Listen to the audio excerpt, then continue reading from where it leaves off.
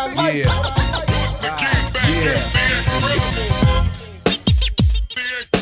I mix what I like.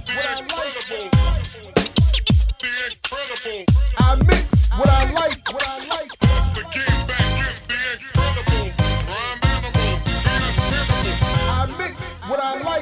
What's up, world, and welcome to another edition of I Mix What I Like. Again, I'm Jared Ball, happy to be your host. IMixWhatILike.org and at I Mix What I Like for all your relevant social media. We're happily joined again by spokeswoman and leader of the MOVE movement, Ramona Africa, who is here to update us on some information about her organization and invite us to an event. And it's always good to catch up with her. Welcome back to the program, Ramona Africa. Thanks a lot, Jared, and I'm glad to be here. I appreciate the opportunity to address your listening audience with some pretty important information. Yeah, that's what's up, and we're always happy to have you. So let's start with that, if we could. Please tell us what is coming up next and what you would like people to know about and hopefully to attend. Okay. We always do an event around May 13th. This year, we're doing a 3-day conference on MOVE. And because it would be Friday, Saturday, and Sunday, and Sunday, May 14th, is Mother's Day, we didn't want to clash with that. So we decided to do our event May 5th, 6th, and 7th, the weekend before.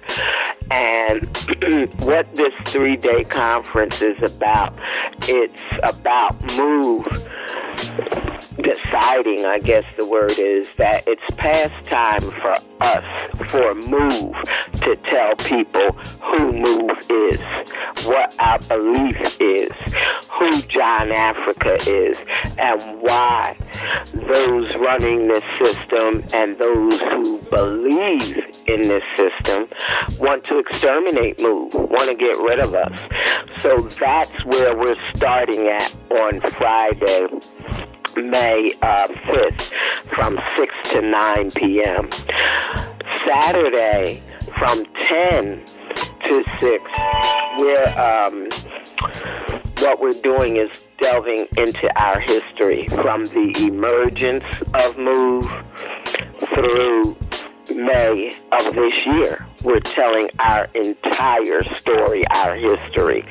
And it's truly a history. A lot of things people may be aware of, know a little something about, but a lot of things people won't know. And one thing that I can point out in particular is how this government used the media, a very willing media, to try to convince people that what happened in May of 85, the bombing, happened because our neighbors complained about us. Now, we're not saying that some neighbors didn't have complaints about us. Yes, they did. But you name me one neighborhood in this entire country where some neighbors don't have complaints about other neighbors. They don't bomb those neighbors, those neighborhoods. And secondly, the thing is, when has this government ever cared about black folks complaining about their neighbors? Since when? People need to question that right off the bat. Well, if bombs dropped every time a neighbor had a complaint about another neighbor, none of us would be left. Exactly. So you're clear on that. But one thing I would like to have you respond to very quickly is, why would the government and local authorities want to abuse even one neighbor's complaint or create that image of MOVE in the media? What is it about MOVE that constitutes such a threat? Well, very simply, MOVE's belief, our priority is life. The system's priority is money, status, keeping this system going at the expense of life. That's the conflict. And when I say life, Jared, I'm not speaking in an abstract manner that people often speak about life. I'm talking about human life, animal life, plant life, the water we can't live without, the air we can't live without, the earth that feeds us and that our mobility is coordinated with. We can't live without life, but those running this system, they want to compromise life, exterminate, exploit, enslave life for money, for status. And because MOVE can't be bought off, because they can't intimidate us, because we will not submit no matter what they come at us with. We're a threat. We're a threat. See, we want clean air. We understand that human life, animal life is coordinated to be free. To be free. The force that created all of us, created us to be free. Those running the system don't care about freedom. They exploit and enslave all manner of life, poison, pollute all manner of life. And MOVE is committed to exposing that and confronting it and fighting against it and encouraging others to see that and see the importance of life and fighting against it. We can't be bought off, and that's why we are such a threat to the system. All of the tactics that they have used historically to destroy organizations don't work with MOVE. Now, they don't work. Again, Ramona Africa, you are joining us largely to encourage people to join the May 5th through 7th conference that you're hosting in Philadelphia to set the record straight on MOVE and its history and work.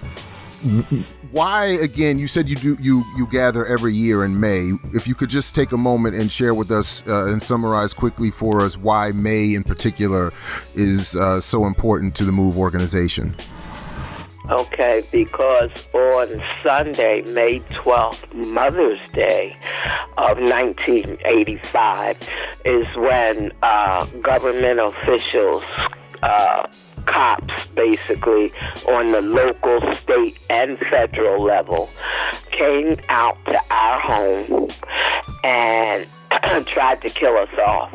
I mean, they started with the fire department. Firefighters are trained and take an oath to save lives, not to destroy life, not to kill life. But in May of 85, May 12th, for example, they came out to work, along with the cops to kill MOVE people, to exterminate the MOVE organization. And I want people to really understand that, because people cannot hallucinate that they came out there to arrest us. They could have arrested us at any time. We walked the streets. We weren't in hiding. They could have arrested us at any time. Their mission was to kill MOVE. And the first black mayor of Philadelphia, Wilson Goode, said it publicly. He said he wanted a permanent end to MOVE. That's what they came out there for. So they started with the firefighters who aimed 4 of their deluge hoses at our home for hours when there was no fire. That was the government's first mode of attack against us. 4 deluge hoses, which each pumped out 10,000 pounds of water pressure per minute. So times 4, you're talking about 40,000 pounds of water pressure per minute. When that did not flush us out, they said they wanted to breach 3-inch holes in the party walls on both sides of our home, because Osage Avenue is a block of row houses where they're all connected by these party walls. Instead of breaching 3-inch holes, when they finish using explosives to breach these holes, they had blown the whole front porch of our home away. They inserted tear gas, tons of tear gas, and when that did not flush us out, then they began shooting. I mean, they admit to shooting over 10,000 rounds of bullets at us within 90 minutes. That did not flush us out. We were in the basement of our home, and there was a long lull. The next thing they did was summoned a state police helicopter, a Pennsylvania state police helicopter, and they already had the makings of a bomb with them. They brought that out with them. They didn't have to send for that. They used something called Tovex, which is an explosive, but mainly they used an incendiary explosive, a military explosive known as C4, which no municipal government has. They had to get that from the federal government. So 2 Philadelphia police bomb squad units concocted 2 bombs, not 1, 2, because they wanted a backup bomb of this C4 military explosive. And they summoned the helicopter, the state police helicopter, flew over our home with no warning at all, dropped that bomb on the roof of our home. It immediately ignited a fire.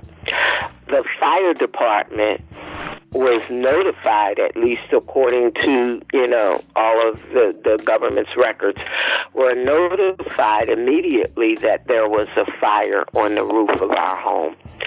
A conscious, deliberate decision was made not to fight the fire, not to put any water on the fire, to, in fact, let it burn. And that's what they did.